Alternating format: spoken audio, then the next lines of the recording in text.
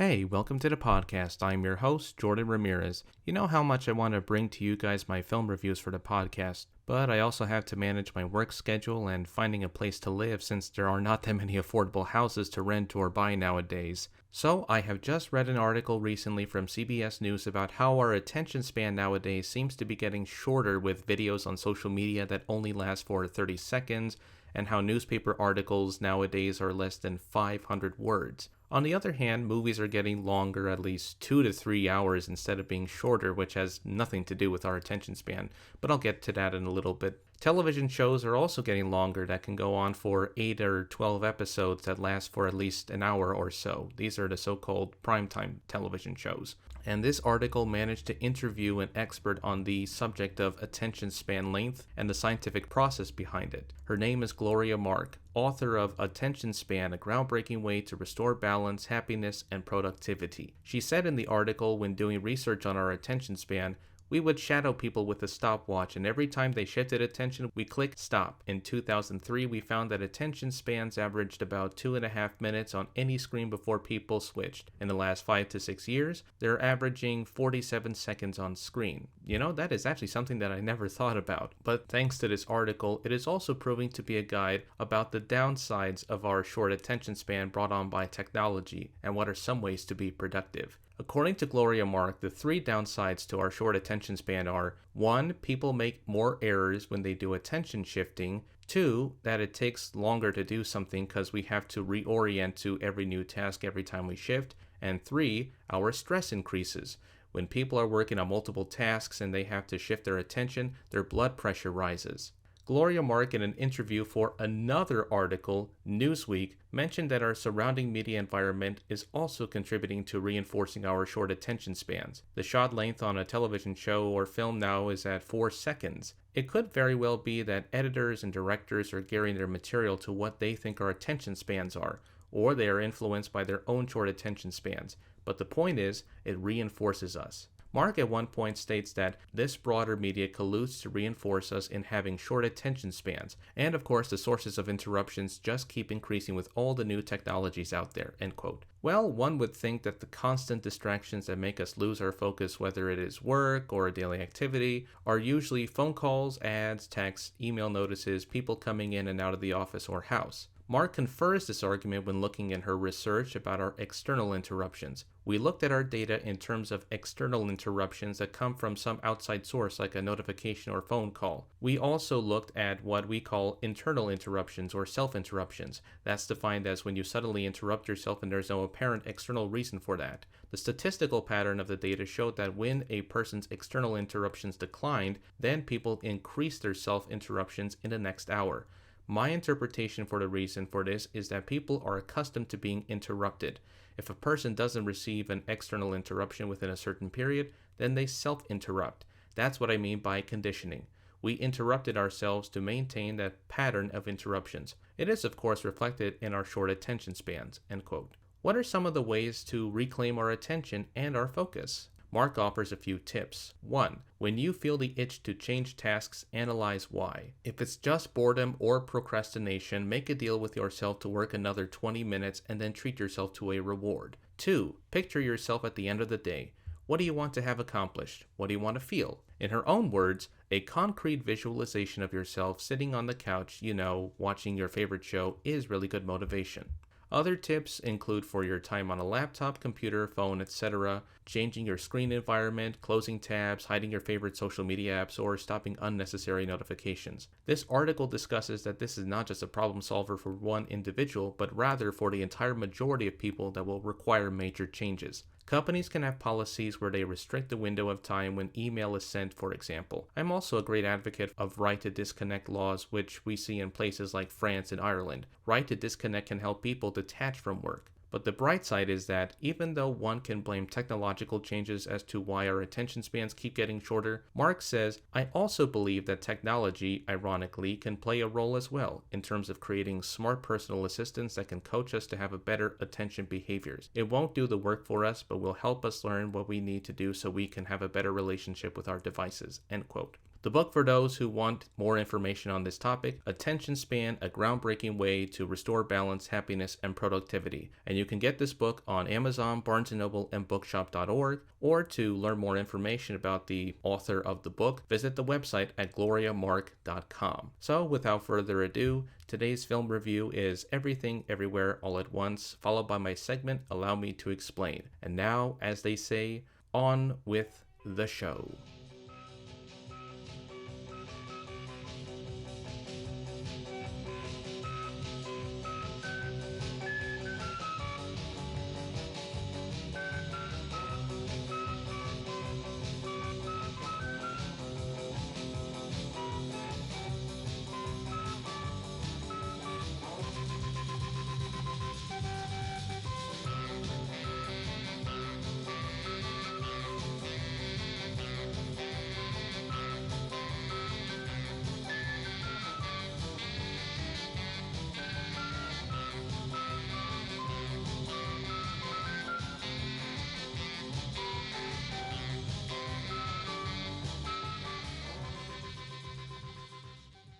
This is Jordan Ramirez, and you are listening to Film Talk with Jordan Ramirez. And now, here is my latest film review.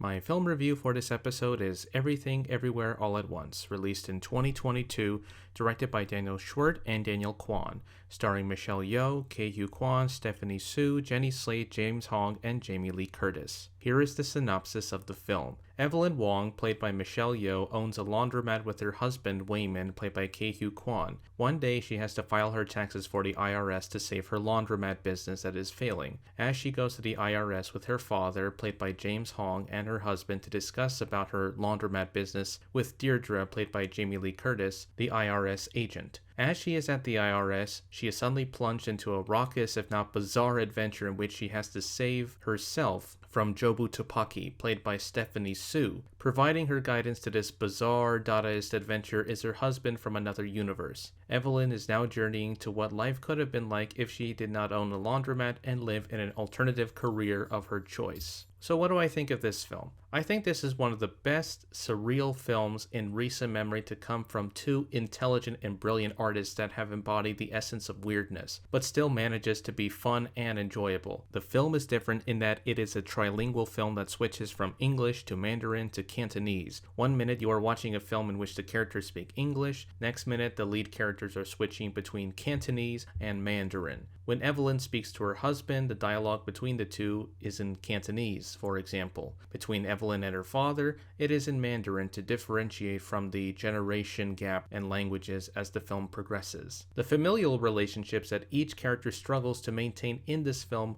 range between Evelyn and Wayman, basically husband and wife, Evelyn and her father Gong Gong, father and daughter, Evelyn and her daughter Joy, mother and daughter. It is a generational gap going from Evelyn's father and a relationship with him to her relationship with her husband, and later her daughter that feels fractured and broken throughout this entire picture. It is that struggle that is evident from the start of the picture until Evelyn learns to love her daughter again. When it comes to the tone and the style of the film, I don't think of this film specifically in one genre. It's more of a multi-genre hybrid that makes this film difficult to categorize. One scene that starts out as being a martial arts action film with the screen ratio changing from a full screen to a widescreen format. In another scene, we switch gears and now are in a romantic drama film genre with the stylings of Wong Kar-wai, with the oversaturated color palettes and diffused lighting. It not only plays with their respective genres, but also overlaps with each other as the film progresses. The story structure of the film, as messy and almost incoherent as it is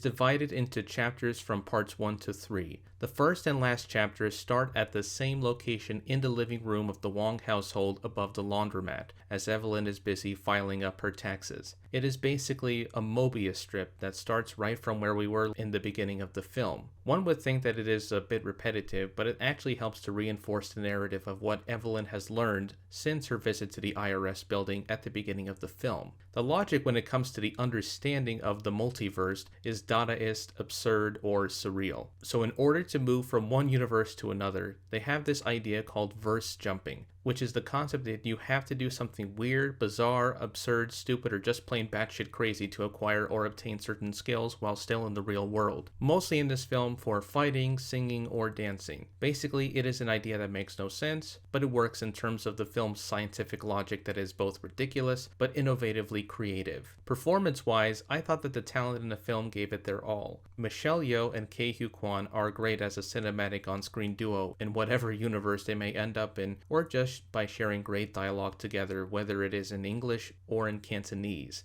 I also enjoy the performance of Jamie Lee Curtis as Deirdre, the IRS agent, and the fact that she actually wanted to make her character believable, and I imagine she must have had the time of her life playing this role, displaying both kick-ass fight moves in her action scenes and her sense of comedic wit and drama in one universe where they have hot dogs for fingers. I also appreciate the performance by James Hong as the grandfather in the film. Gong Gong, not only does he make the character exciting to watch, but I imagine that he too also must have had a lot of fun, despite being older, of playing the overprotective father figure in the film, but also trying to prevent his daughter from being out of control. For the performance of Joy Jobutupaki, played by Stephanie Su, I felt that she gave a little bit too much into her performance. Like, there were times where her performance had a lot of depth, and it did make me feel a little bit like I was sympathetic with her. And there were times where I guess she went not so much into her character, but it almost felt like she was trying to be a little bit too overdramatic, and I just felt completely uninterested in her character. But even though she is integral to the family in the movie, I thought that the humor and also her acting in the film just didn't work for me.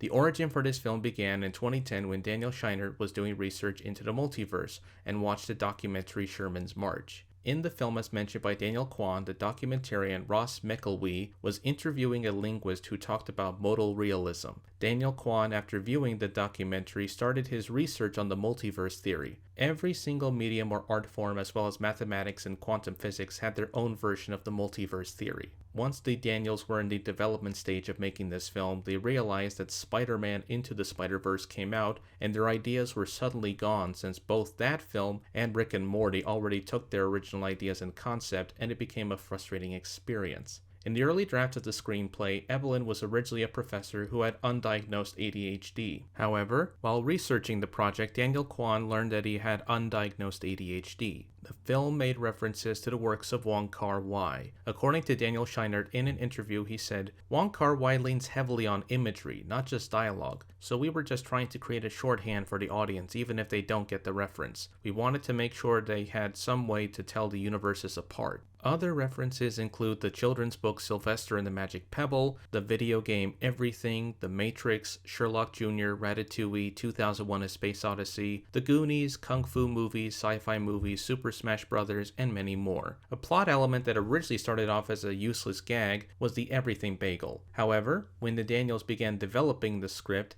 they decided to invent the religion for the bagel followers, and there was a lot of back and forth when they discussed about this made-up religion. But they both agreed that the bagel stuck because, in their own words, it became a useful, simple symbol that we could point to as filmmakers, and you don't have to explain it much beyond the joke. The plot device provided two ideas for this process, talking about nihilism, and created a MacGuffin, a doomsday device. For the casting, the Daniels originally wanted Jackie Chan since the script was originally written for him. However, once they went back to the script, they decided to change the main character into a woman to present a dynamic between the husband and wife that is relatable for the purpose of the story. The original female character's name was Michelle, but it was later changed to Evelyn once Michelle Yeoh was cast in the film. Michelle Yeoh said of the character, "Evelyn deserves her own story to be told. This is a very ordinary mother and housewife who was trying her best to be a good mother to her daughter, a good daughter to her father, a wife that's trying to keep the family together. I don't like to integrate me, Michelle Yeoh, into the characters that I play, because they all deserve their own journey and their stories to be told." In August 2018, the announcement came that Michelle Yeoh and Awkwafina were the main cast members in the film, with the Daniels directing and produced by Anthony and Joe Russo. Awkwafina left the project in 2020 due to scheduling conflicts. She was replaced by Stephanie Su. Other cast members who were announced as joining the film were James Hong, Ke-Huy Quan, and Jamie Lee Curtis. For Quan, it was a return returned to acting since he previously left the profession in 2002 due to lack of casting opportunities. The Daniels decided to cast Quan after seeing a meme of Andrew Yang as a grown-up version of Short Brown from Indiana Jones and the Temple of Doom. Once the Daniels started to search for the actor, they noticed that he is the right age for his character in the script. Quan returned to acting after the success of the film Crazy Rich Asians and was later approached for the role for this film. Former child actor Jeff Cohen was present with his former co-star to negotiate the contract as his attorney. Filming began in January 2020 with financial backing from A24 and the distribution of the film. Around that time, the Daniels were invited by Marvel to develop the first season of Loki for Disney+. However, the duo were not interested and declined their offer. Filming took 38 days and was mainly shot on location in Simi Valley, California. The film was shot in slow motion at a high frame rate to accommodate extensive time remapping in post-production. For the martial art fight scenes, they were shot rather quickly. Filming was completed in early March 2020, around the time of the onset of the COVID-19 pandemic in the United States. The first cut of the film ran around 170 minutes. For the post-production process of the film, it was done in-house. The Daniels had put together a small team of 5 artists headed by Zach Stoltz. The visual effects for the film were created by the Adobe programs After Effects and Premiere Pro. The CG effects in the film were used sparingly and mostly used practical effects for the majority of the film. For the shots that needed to be shared amongst the visual effects artists, they used the software Resilio Sync, an alternative to Dropbox that uses a BitTorrent protocol. The process allows their hard drives to be synced and to share a large amount of data once the pandemic hit. The score for the film was composed by Son Lux. The Daniels' specific instructions to the band were to approach the score as individuals rather than as a group. Band member Ryan Lott in an interview said, "I think that the complete picture of not only who we are as a band, but also who we are as individuals and what we have accomplished and the places we've gone creatively individually meant for them that there was a possibility that many of these universes off sound could be within reach with this particular trio." The score took 2 to 3 years for the band to compose, including more than 100 musical cues. The film had its world premiere at the South by Southwest Film Festival on March 11, 2022. It was given a limited release in theaters on March 25th that same year. Its nationwide release date was April 8th in the United States. It was later re-released on July 29, 2022 with an added intro, and again on January 27th of this year to celebrate its Oscar nominations. The film was both a critical and box office hit. It would go on to receive a number of accolades, including 10 BAFTA nominations, winning 1, 13 Critics' Choice Movie Award nominations, winning 5, 8 Spirit Award nominations, winning 7, 6 Golden Globe nominations, winning 2, 1 top prizes from the DGA, PGA, WGA, and SAG, one of the top 10 films of 2022 by the National Board of Review and AFI, and was nominated for 11 Academy Awards, winning 7. Best Picture, Best Director, Daniels, Best Actress, Michelle Yeoh, Best Supporting Actor, Ke-Huy Quan, Best Supporting Actress, Jamie Lee Curtis, Best Original Screenplay, and Best Editing. Overall, I think of this film as a Dadaist masterpiece that invites the weird, surreal, and bizarre ideas into the mainstream that not only transcends across different film genres and styles, but manages to do it right. It is a film with great writing, performances, direction, effects, and style that I cannot ignore. We will be right back with my segment, Allow Me to Explain. On Wednesday, House Republicans elected as the Speaker of the House Mike Johnson, who is better known for his role as the key architect of overturning the 2020 presidential election results and for being a part of the January 6th coup. So the one question that has got everybody on their minds, who is Mike Johnson, and why does he pose a threat to our democracy? It's time for Allow Me to Explain. There has never been a time to feel terrified at this moment since the entire House GOP decided to give in and elect as their current House Speaker, Mike Johnson, a man who on the surface may not look threatening or menacing or loony as the other members of the far-right caucus in the House, but who will become the first Speaker with the least experience. To get to understand how Mike Johnson became the Speaker of the House, you would have to go back to the beginning of October, late September. Kevin McCarthy, former Speaker of the House, had to negotiate a deal with House Democrats to fund the government since House Republicans were unable to get the deal done before the deadline. House Democrats led by Hakeem Jeffries agreed to help Kevin McCarthy, and it was done so in a bipartisan fashion. Only a day or so later did McCarthy went back on his word and instead blamed Democrats for not helping to fund the government. After former Speaker McCarthy made a deal to fund the government with House Democrats, Matt Gaetz threatened to have McCarthy ousted, and on October 2nd, he did just that. He filed a motion to vacate on the House floor. On October 3rd, the measure was passed 216-10. House Democrats, along with 8 Republicans, approved the resolution, and McCarthy was ousted. On October 11th, Steve Scalise was selected by the Republican conference as a nominee for Speaker by a vote of 113-99. On October 12th, Scalise withdrew his name from the nomination as Speaker. On October 13th, Jim Jordan was selected as the second nominee for the Speaker from the closed-door conference. October 17th, Republicans nominated Jordan for the Speaker of the House, fell short of the 217 votes. October 18th, Jordan is nominated again, fell short of speakership vote. October 20th, Jordan is nominated for the third vote and falls short again. October 22nd, 9 Republicans announced their candidacies for Speaker of the House. 7 of the 9 candidates went against the certification of the 2020 presidential election results.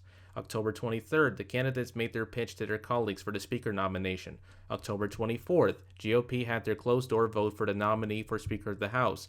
Tom Emmer won 117-97. Just after receiving the nomination for Speaker of the House, Emmer drops out after the former president attacked him on his social media platform. Mike Johnson became the 4th and final nominee for Speaker of the House. October 25th, the House held a vote to elect a Speaker of the House. Mike Johnson won the speakership vote 220-209. Now that we've gotten that timeline out of the way, let's look more into Mike Johnson. Before Mike Johnson was a congressperson, he worked for the Alliance Defending Freedom, or ADF. The Southern Poverty Law Center designated the organization as a hate group. The Southern Poverty Law Center described that the ADF has supported the recriminalization of sexual acts between consenting LGBTQ+ adults in the U.S. and criminalization abroad, defended state-sanctioned sterilization of trans people abroad, contended that LGBTQ+ people are more likely to engage in pedophilia, and claimed that a homosexual agenda will destroy Christianity and society. Johnson is also known for his opposition to civil rights for LGBTQ+ people. In 2016, as he ran for Congress, he told the Louisiana Baptist Message he had been out on the front lines of the culture war defending religious freedom, the sanctity of human life, and biblical values, including the defense of traditional marriage and other ideals like these when they've been under assault. He had been known for his own national version of the Don't Say Gay bill and as a major opponent of gender-affirming care for children. Johnson is also an opponent of abortion rights. He was known as a co-sponsor for a number of bills for a nationwide ban. He was also one of the Republican cheerleaders when the Supreme Court overturned the Roe v. Wade case. When it comes to Social Security and Medicare, he was known for his support of cutting most of these programs, as indicated by this comment. You think about the implications on the economy. We're all struggling here to cover the basis of Social Security and Medicare and Medicaid and all the rest. If we had all those able-bodied workers in the economy, we wouldn't be going upside down and toppling over like this. He is also a climate change denier, as exemplified when he told his voters in 2017, "The climate is changing, but the question is it being caused by natural cycles over the span of the Earth's history, or is it changing because we drive SUVs? I don't believe in the latter. I don't think that's a primary driver."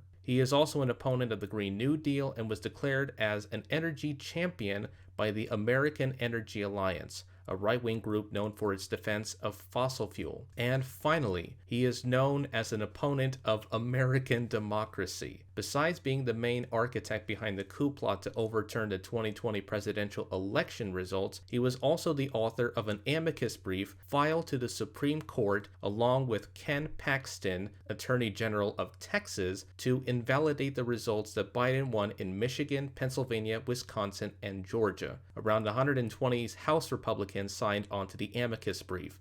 The Supreme Court at the time refused to take this case. He has not only gotten endorsement from the former president, but also from Steve Bannon on his podcast, The War Room, according to Media Matters. So, now that you know about who Mike Johnson is as the Speaker of the House, what can we as citizens do about this? Well, the one thing is to let your friends and family know that even though he may look like a nice guy on the surface, he is basically Jim Jordan with a jacket and a smile, or as Charlie Sykes, the editor of The Bulwark, would call him, Jim Jordan in drag. The other thing is to educate anyone about who he is and what he stands for in the terms of his position on these topics that I have just mentioned, but also on what happens if the Republicans keep the House majority and successfully overturned the presidential election results from 2024. This is not a hyperbole, but something that you need to warn and let everyone know.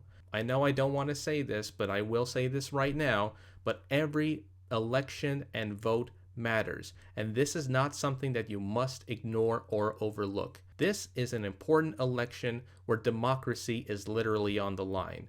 If one chooses to ignore this warning, there will be no turning back. This has been Allow Me to Explain. On the next episode of Film Talk with Jordan Ramirez, it's a Jordan Ramirez minisode. Jordan Ramirez recommends Paprika from 2006, directed by Satoshi Kon, starring Megumi Hayashibara, Koichi Yamadera, Toru Furuya, and Akio Otsuka.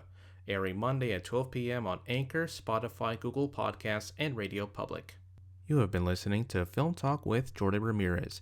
This series is now available to listen to at 4 p.m. on Anchor, Spotify, Google Podcasts, and Radio Public every Friday. And my minisodes, Jordan Ramirez recommends every Monday at 12 p.m. on Anchor, Spotify, Google Podcasts, and Radio Public. And just as a reminder to make sure to like and subscribe to my podcast on Spotify. Make sure to go to my blog website at filmtalkwithjordanramirezpodcast.wordpress.com with my latest podcast episode on the page labeled Episodes. You can contact me on my social media feeds such as LinkedIn, Facebook, and Instagram. I am also available on Letterboxd.